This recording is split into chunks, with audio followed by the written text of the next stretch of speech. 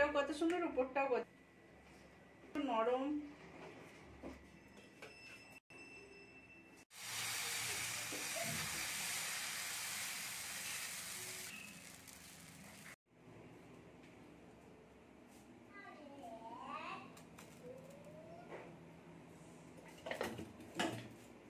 নমস্কার বন্ধুরা, বাঙালি কুকিং এ সবাইকে স্বাগত। সবাই ভালো আছো, আমিও ভালো আছি। আজকে আমি একটা নাস্তা রেসিপি বানাচ্ছি, আপনারা প্রথম থেকে পুরো শেষ অবধি দেখতে থাকুন।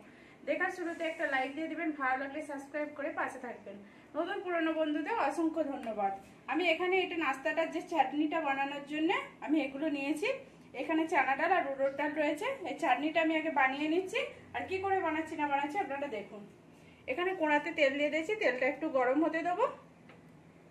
এখানে আমার তেলটা গরম হয়ে গেছে। এখানে 1 চামচের মতো আমি চানা ডাল দিলাম, হাফ চামচের মতো এটা উড়দ ডাল দিলাম, ছোলার ডাল। আর এটাকে যেটাকে বলে, এটা উড়দ ডাল বললাম যে, এটা বিউলির ডাল। এটাকে একটু ভেজে নেব।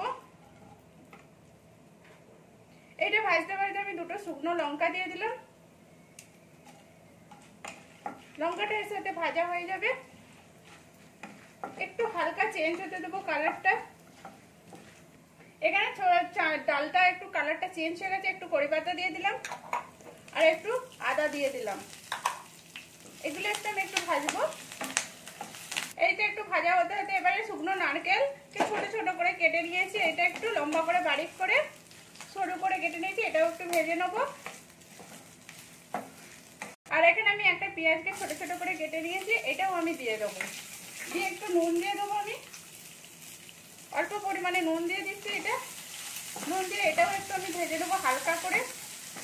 এখন এখানে এটা আমার হয়ে গেছে। এইটা এবার আমি তুলে নিয়ে এটা মিক্সারে আমি পিষে নেবো। এখন তুলে নিচ্ছি। এখানে আমি ঠান্ডা হয়ে গেছে, এটা মিক্সারে দিয়ে দিচ্ছি।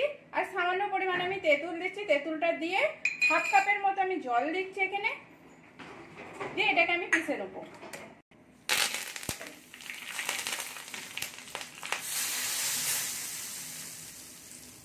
দেখুন এখানে আমি ওই তড়কা লাগানোর জন্য সরষে আর কারি পাতা শুকনো লঙ্কা দিয়েছিলাম তেলের উপরে। এবার দিয়ে একটু ঘেঁটে দিচ্ছি। এটা পুরো আমার চাটনিটা হয়ে গেল। এবার আমি কি নাস্তা বানাচ্ছি সেটাও আপনারা দেখুন। নাস্তাটা বানানোর জন্য আমি 1 বাটি চাল নিয়েছি, আর হাফ বাটি ছোলার ডালকে আমি ভিজিয়ে রেখেছিলাম, আর তার সাথে না শুকনো নারকেলটাকেও ভিজিয়ে রেখেছিলাম। এগুলো আমার ভিজে গেছে, 3-4 ঘন্টা আমি ভিজিয়ে রেখেছিলাম।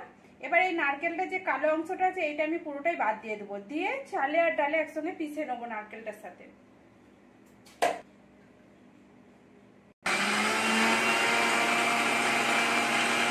আমার বেটারটা বানানো হয়ে গেছে।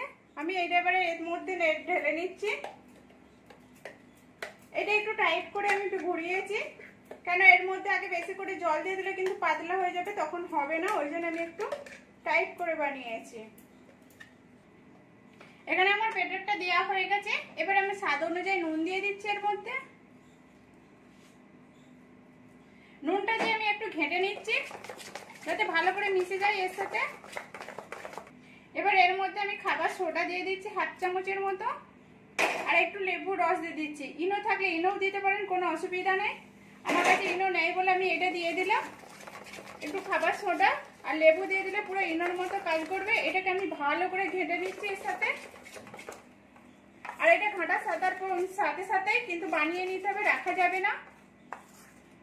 এখানে তাওয়াটা বসিয়ে দিয়েছি, তাওয়াটা একটা হালকা গরম হয়ে গেছে। এবার আমি বেটারটা উপর থেকে দিয়ে দিচ্ছি। বেটারটা আমার কতটা পুরো সেটা দেখতেই পাচ্ছেন। এরকম করে এটা একটু মোটা করে দিতে হবে। এই দেখুন,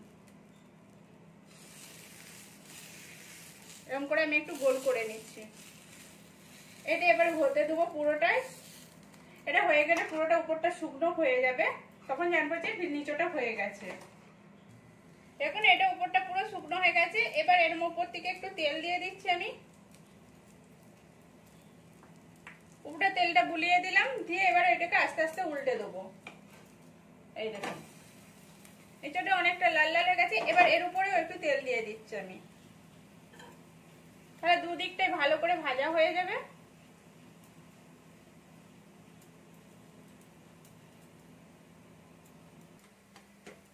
দেখুন এদিকটা পুরোটাই লাল হয়ে গেছে, এদিকটাও আমার হালকা হালকা লাল হয়ে গেছে। এবার এটাকে আমি তুলে নিচ্ছি। এরকম করে আমি সবগুলো বানিয়ে নেব। কড়াই এখানে তেল দিয়ে দিই। আস্তে আস্তে আমি এটাকে করে নিচ্ছি, গোল করে নিচ্ছি। এখানে আমার পুরো সবটাই বানানো হয়ে গেছে, আমি এটা তুলে নিচ্ছি। এই দেখুন এটা একটু তেল দিয়ে ভাজতে হবে, নাহলে কিন্তু হবে না, ভালো হবে না। দেখুন এখানে আমার পুরোই কমপ্লিট হয়ে গেছে। এই দেখুন উপরটা কি সুন্দর আর নিচেটাও কত সুন্দর লাল লাল হয়ে গেছে। আর এই দেখুন কড়ক টাইপের এরকম ভাঙা যাচ্ছে। উপরটা কড়ক, ভিতরটা কি সুন্দর নরম, খেতেও খুব সুন্দর লাগবে চাটনিটার সাথে। এই দেখুন, আর এটা নারকেল দিয়ে বানানো না তো, খুব সুন্দর স্বাদটাও আসবে। আপনারাও প্লিজ এরকম করে বাড়িতে বানিয়ে দেখুন। কেমন হয়েছে সেটাও কমেন্ট করে বলবেন। ভালো লাগলে একটা লাইক করবেন, শেয়ার করবেন আর সাবস্ক্রাইব করে পাশে থাকবেন প্লিজ। দেখুন এটা তো গরম গরম বেশ মানে ভালোই লাগে খেতে, একবারের জন্য হলেও বানাবেন।